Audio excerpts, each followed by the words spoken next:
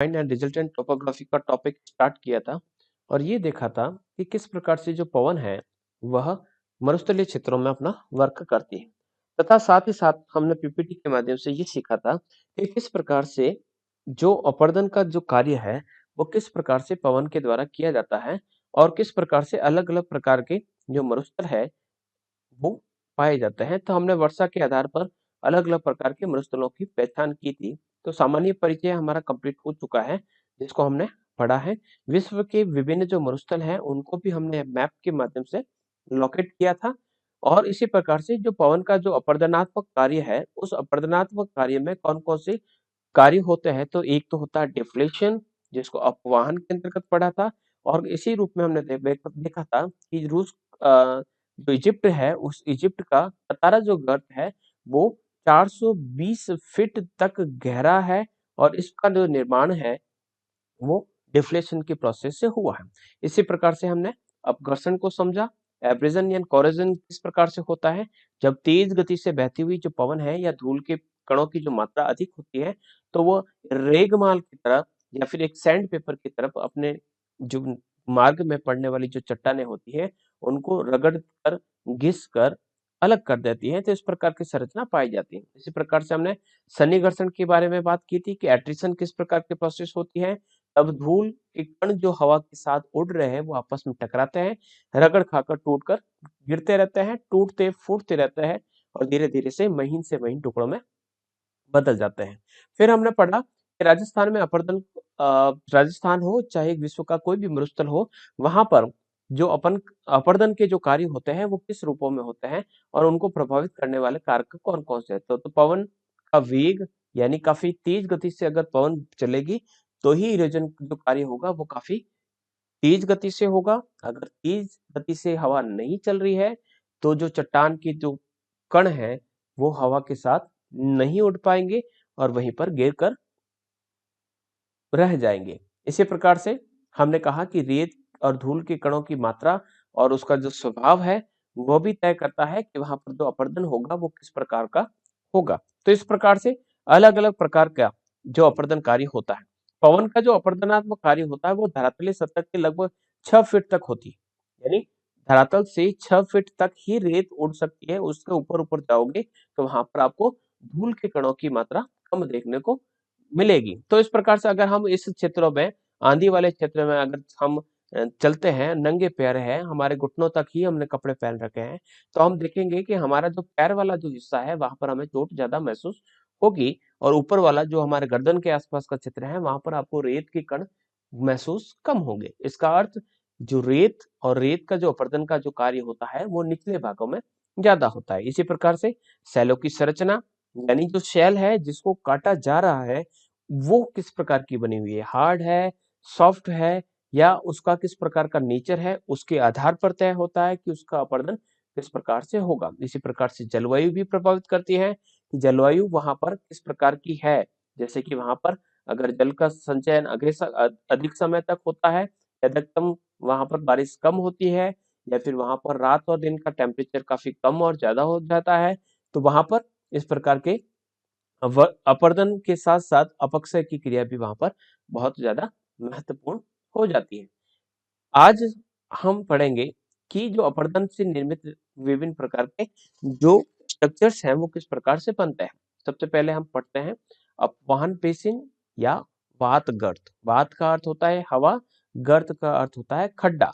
इसे blow out या deflation basin के नाम से भी जाना जा सकता है। इसको हम इस प्रकार से कह सकते हैं कि ये इस प्रकार से बेसिन है जिसके अंतर्गत हवा घुसती है और घुसकर यहाँ पर जो पाई जाने वाली जो रेत है उसको अपने साथ उड़ाकर आगे ले जाती है। इसी प्रकार से ये जो भाग है काफी गहरा होता रहता है। तो इस प्रकार से जो छोटे छोटे यहाँ पर गड्ढे बन जाते हैं, ये गड्ढों का आकार धीरे धीरे और उसकी गहराई बढ़ती जाती है और लास्ट तक कहा जाता है कि ग्राउंड वाटर जो लेट पॉइंट है वहां तक इस प्रकार के गड्ढे पहुंच जाते हैं।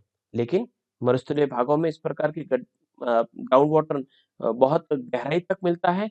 इसके कारण कह सकते हैं कि वहां पर पानी तो नहीं निकलता, लेकिन जो मीन सी लेवल है उससे भी नीचे तक गहराई वाले आपको इस प्रकार के गड्ढे देखने को मिलते हैं, जिसे हम अपवाहन बेसिन या ब्लो आउट पवन गर्त या वात गर्त के नाम से जानते हैं।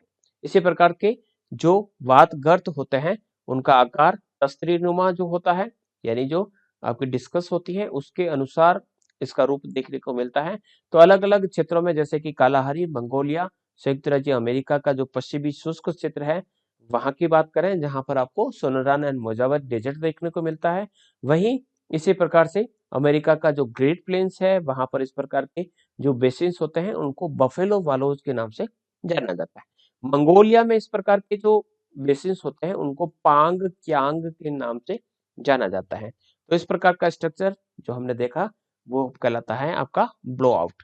नेक्स्ट पढ़ते हैं इंसेलबर्ग। अब इंसेलबर्ग को हम पहले भी पढ़ चुके हैं, जैसे कि हमने डेविस को पढ़ा था। तो डेविस के अंतर्गत डेविस का जो अपवर्तन चक्र था तो उसके अंतर्गत मोनेटनॉक जो है अवशिष्ट पहाड़ियां बच जाती हैं। इसी प्रकार से जब हमने पैंक को पढ़ा तो पैंक ने कहा था कि कुछ अवशिष्ट पहाड़ियां बच जाती हैं, उन्हें उन्होंने नाम दिया इंसेलबर्ग। तो यही इंसेलबर्ग जो जर्मन भाषा का शब्द है जिसका अर्थ होता है पर्वत द्वीप या द्वीपीय पर्वत, जो चारों तरफ से कह सकते हैं अलग अलग प्रकार की चट्टानों से या बर्फ से या पानी से घिरा हो। लेकिन अगर हम बात करें तो मरुस्थल के अंतर्गत इस प्रकार के पदार्थ आपको ज्यादा देखने को मिलते हैं। तो पहाड़ी के अंतर्गत ऐसे ऐसी छोटी छोटी सी पहाड़ियां, बीच का जो भाग है वो हवाओं के द्वारा उड़ाकर ले दिया और जो कठोर भाग थे वो इस प्रकार से रह गए। हवाएं जो हैं जिसके साथ कंकर, पत्थर और छोटे छोटे से सूक्ष्म कण इसके साथ बह रहे हैं, उन्होंने इसको घिस घिस कर चिकना कर दिया। तो इस प्रकार से जो कोमल चट्टानें थी वो तो आसानी से कट गई और कठोर चट्टानें इस प्रकार से द्वीप के रूप में यहाँ पर बच गई। दूर से देखने पर इस प्रकार से लगता है कि जैसे पानी के अंदर छोटे छोटे से द्वीप हो और ये रेत के बीचों बीच इस प्रकार के द्वीप देखने को मिलते हैं। इन्हें इंसेलबर्ग के नाम से जाना जाता है। बोर्नहार्ट नाम के व्यक्ति ने इसका पता लगाया था, इसलिए इनको बोर्नहार्ट द्वीप भी कहा जाता है। प्राय डोम शेप में होते हैं। निर्माण की बात करें तो ग्रेनाइट या नीस जो चट्टानें होती हैं उसके अपर्दन तथा अपक्ष दोनों का योगदान यहाँ पर होता है। तो इस प्रकार से जो स्ट्रक्चर्स बनते हैं उन्हें हम इंसेलबर्ग के नाम से जानते हैं। नेक्स्ट है छत्रक शिला या मशरूम रॉक। तो मरुस्थलीय जो भाग है वहां पर अगर कठोर जो चट्टाने हैं, शेल है, उसके ऊपरी भाग का जो आवरण है उसके नीचे कोमल जो चट्टाने होती है वो लंबवत रूप में देखने को मिलती है। तो ऊपर का जो कठोर भाग है वो तो रह जाता है अपरदन से अप्रभावित। जैसे कि ये कोई चट्टान है, ये जो भाग बनाया वो तो है सॉफ्ट रॉक का और इसके ऊपर है एक हार्ड रॉक। तो हार्ड रॉक तो कट नहीं पाएगी लेकिन जो सॉफ्ट रॉक है वो आसानी से कट जाएगी। तो जब तेज गति से हवा बहती है और उसके साथ जो धूल के कण होते हैं वह पवन निचले स्तर पर लगभग 6 फीट तक उसकी ऊंचाई तक अपर्दन करती है, उसके ऊपर के भागों में अपर्दन नहीं हो पाता। तो जैसे जैसे हम ऊपर जाएंगे कटाव की मात्रा कम होती जाएगी और इस प्रकार से वहां पर आप देखेंगे कि यहाँ पर आपको इस प्रकार का एक स्ट्रक्चर देखने को मिलता है। ऊपर की तरफ आपको कठोर चट्टान और नीचे की तरफ आधार का जो चित्र है वहां पर आपको कोमल सी चट्टान देखने को मिलती है। तो इस प्रकार से चारों तरफ से जब हवाएं चलती है तो चारों तरफ से वो भाग कट जाता है लेकिन ऊपर का भाग जो रहता है वो इस प्रकार से खड़ा रह जाता है। तो जब खड़ा रह जाता है तो उसे हम मशरूम रॉक के रूप में जानते हैं, क्योंकि इस प्रकार का जो आकार है वो कुकुरमुत्ते या जो मशरूम होती है उसके अनुसार देखने को मिलता है। तो एक छतरी नुमा एक स्थल रूप हमारे सामने आता है और उस छतरी नुमा जो स्थल रूप होता है उसके हम छत्रक कहते हैं। और इस प्रकार के जो छत्रक होते हैं उनको जो सहारा रेगिस्तान है वहां पर गारा कहा जाता है। ठीक है, जर्मनी में इसे पिट्स फेल्सन कहते हैं और इसे पेडेस्टल चट्टान भी कहा जाता है। तो देखिएगा यहाँ पर नीचे वाला जो भाग है चट्टान का काफी ज्यादा इरोजन हुआ, यहाँ पर कम इरोजन हुआ, यहाँ पर और कम इरोजन हुआ। ऊपर का जो भाग है वो पूरा का पूरा हार्ड रह गया। यहाँ पर हार्ड रह गया है क्योंकि ये काफी सॉलिड है और यहाँ पर काफी सॉफ्ट है। तो सॉफ्ट वाला हिस्सा कट गया, हार्ड वाला हिस्सा ऊपर की तरफ रह गया। तो इस प्रकार के जो स्ट्रक्चर्स बनते हैं उसको हम पेडेस्टल रॉक या पिट्सफेल्सन या छत्रक शिला या मशरूम रॉक से जानते हैं। इसी प्रकार से बढ़ते हैं भूस्तंभ या डिमोशल्स जिसे कहा जाता है। तो डिमोशल्स किस प्रकार से बनते हैं? तो ऊपर का भाग जैसे कि कहा कि हार्ड रॉक है, यहाँ पर भी हार्ड रॉक ऊपर की तरफ है और नीचे की तरफ है सॉफ्ट रॉक। जो हार्ड रॉक है वहां पर तो इसका अपर्दन नहीं हो पाता है और सॉफ्ट रॉक है उसका अपर्दन हो जाता है। तो इस प्रकार से क्यों नहीं हट जाता है कि ऊपर जो हार्ड रॉक है उसका यहाँ पर इसको बैलेंस, इससे ये चिपकी हुई है तो यहाँ पर इसका अपर्दन नहीं हो पाता है क्योंकि उसको संरक्षण प्राप्त हो रहा है। लेकिन जो आसपास की जो कोमल चट्टानें हैं वो टूट जाती है। तो आसपास की सेलें तो कट जाती है लेकिन ऊपर का जो कठोर चट्टान वाला जो शेल है वो एक स्तंभ के रूप में इस प्रकार से खड़ा रह जाता है। तो उसे हम भूस्तंभ या डेमोसेल्स कहा जाता है। ये हार्ड रॉक्स है, यहाँ पर भी ये हार्ड रॉक्स है, यहाँ पर हार्ड रॉक्स है। नीचे की तरफ जो सॉफ्ट रॉक है वो इस प्रकार से कट गई और हार्ड रॉक्स के ठीक नीचे वाला जो भाग है वो अपरदन से रह गया क्योंकि ऊपर हार्ड रॉक्स ने इसको प्रेशराइज कर रखा था और उसके संपर्क में आने के से ये नहीं कट पाई। नेक्स्ट बढ़ते हैं जूजेन। अब जूजेन किस प्रकार से बनता है? तो मरुस्थलीय भागों में अगर कठोर व कोमल चट्टानें एक दूसरे के ऊपर समानांतर होती, कठोर चट्टान उसके नीचे समतल चट्टान, कठोर चट्टान उसके बाद समतल चट्टान, तो इस प्रकार के एक विशेष आकृति का निर्माण होता है जिस देखने में ढक्कनदार दवात के समान होता है। जैसे कि दवात जो इंक पॉट होता है वो इस प्रकार का होता है कि ऊपर की तरफ इस प्रकार से ढक्कन और नीचे की तरफ आप देखेंगे तो इस प्रकार से वो खुला, इस प्रकार से इंक पॉट होता है। तो इंक पॉट जैसा स्ट्रक्चर हमें देखने को मिलता है। तो इस प्रकार के जो ढक्कनदार दवात के नाम की जो समान जो स्ट्रक्चर देखने को मिलता है तो उसे हम जूजेन के नाम से जानते हैं। किस प्रकार से बनता है? तो इसका निर्माण जो होता है ऐसे मरुस्थलीय भागों में होता है जहां रेत के समय या रात के समय तापमान जो रहता है काफी कम हो जाता है। जो चट्टान होती है उसके जो जॉइंट्स होते हैं उसमें पानी जमा हो जाता है। अब ये पानी रात में कम जब टेम्परेचर होगा तो वहां पर बर्फ जम जाएगी। तो जो कठोर चट्टानों की जो जॉइंट्स है या जो छेद है उसमें ओस बढ़ जाएगी। दिन में सूर्य के प्रकाश से तो सुरक्षित रहती है, रात में ये ओस बर्फ के रूप में बदल जाएगी और बर्फ में बदलते ही उसका प्रसार होगा, वो फैलेगी, आसपास की जो चट्टानें होगी उस पर दबाव रहेगा और वो भाग बड़े होते जाते हैं और इस प्रकार से धीरे धीरे उसका आकार बड़ा हो जाता है। जो भाग टूटकर बिखरता है उसे पवन उड़ाकर अपने साथ लेके चली जाती है।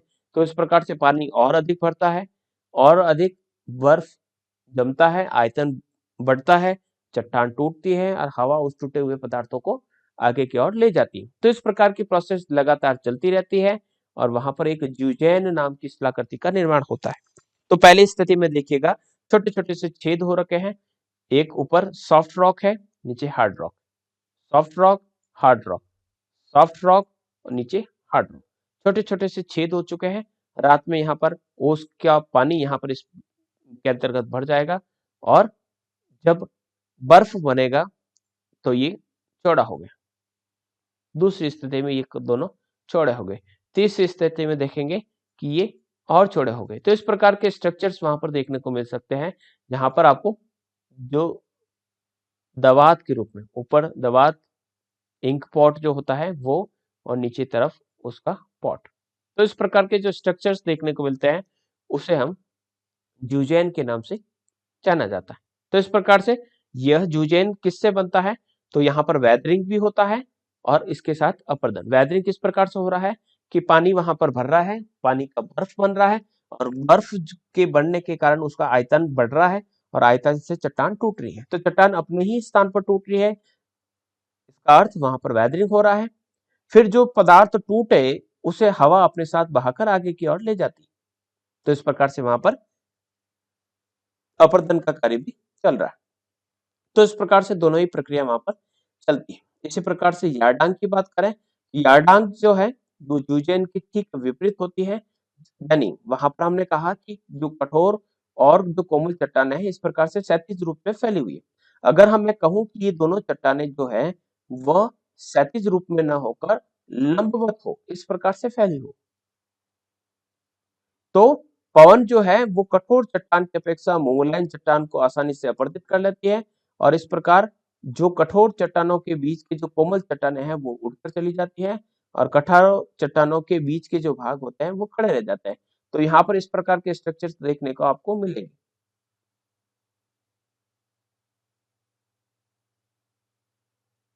ऐसे जो स्ट्रक्चर्स बनते हैं उन्हें हम यार्डांग के नाम से जानते हैं।